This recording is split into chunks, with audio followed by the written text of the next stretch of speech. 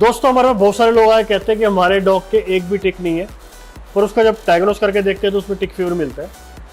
तो आज मैं आपको ये जो कॉम्प्लेक्स डिसीज़ है, Lyme disease, tick fever, Babesia canis, Babesia gibsoni, Anaplasma, सारों के बारे में डिटेल जानकारी दूंगा।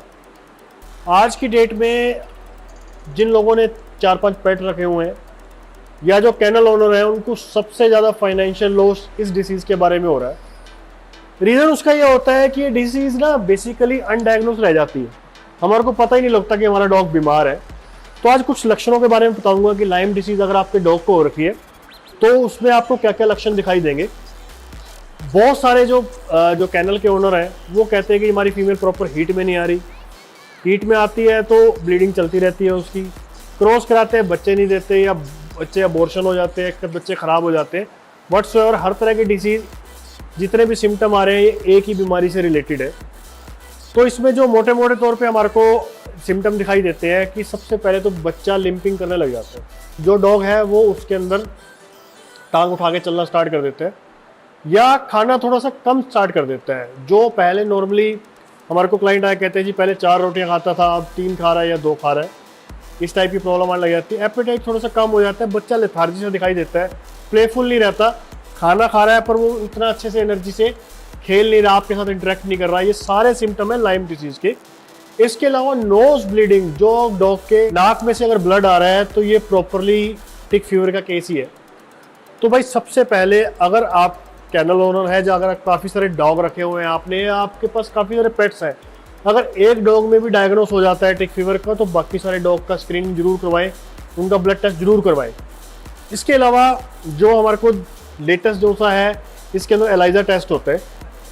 अगर आपका डॉग का ब्लड रिपोर्ट के अंदर प्लेटलेट कम आ जाते हैं तो उसके अंदर हम एक इसका एडवांस टेस्ट करवाते हैं, एलाइजा टेस्ट। एलाइजा टेस्ट में क्या होता है कि हमारे को स्पीशीज स्पेसिफिक भी पता लग जाता है। जैसे बेबेसिया कैनिस या बेबेसिया जिप्सुनाई है, तो बेबेसिया कैनिस है जो सा वो क्योरेबल डिजीज़ है, साथ साथ ठीक हो जाती है। बेबेसिया जिप्सुनाई है, उसका डायग्नोसिस एलाइजा टेस्ट से होता है, उसका कोई बहुत ज़्यादा ट्रीटमेंट होता नहीं है। रीज़न उसका ये होता है आप जब तक दवाई देते हो तब तक रहता है और उसके बाद फिर दोबारा प्लेटलेट स्टार्ट हो जाती है उसकी कम होनी। ये कई बार इम्यून मीडिएटेड थ्रोम्बोसाइटोपिनिया में कन्वर्ट हो जाता है।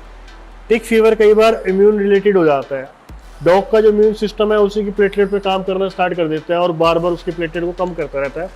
इसमें हमारे को डॉग को इम्यूनोसप्रेसेंट देने पड़ते हैं, वाइसेलोन और जो मिथाइल प्रेडनिसोलोन, इस टाइप की चीज़ें होती हैं वो हमारे को देनी पड़ती है। वो आपके वेटनेरियन से आप डिस्कस करके उसका इम्यून मीडिएटेड का और दूसरे का डिफ्रेंशिएट आप कर सकते हो।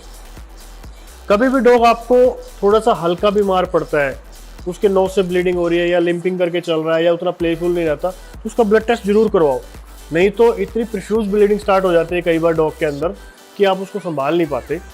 और इसकी एक डिटेल वीडियो मैंने ऑलरेडी बना रखी है टिक फीवर पे, डिस्क्रिप्शन में लिंक है और आपके यहाँ पे आई बटन में भी उसका लिंक आ रहा है। आप वो वीडियो को देखो, आपको बहुत कुछ सीखने को मिलेगा। तो आज का जो वीडियो बनाने का पर्पज़ ये था कि मेरे पास जो लोग आके क्वेश्चन पूछते हैं कि हमारे डॉग में तो टिक ही नहीं है। भाई जब पहले टिक था तब उसको टिक फीवर हो चुका था, वो धीरे धीरे उसके अंदर सब क्लिनिकल चलता जा रहा था, अब आपने उसको टिक फ्री कर दिया तो उसके बाद भी उसके अंदर सिम्टम आ रहे हैं। तो अगर आपका डॉग के अंदर किसी भी टाइप का है तो उसका जरूर टेस्ट करवाएं। और आपके पास काफ़ी सारे डॉग हैं, एक में टिक फीवर डायग्नोस होता है तो सभी के स्क्रीन जरूर करवाएं। Thanks for watching guys, love you.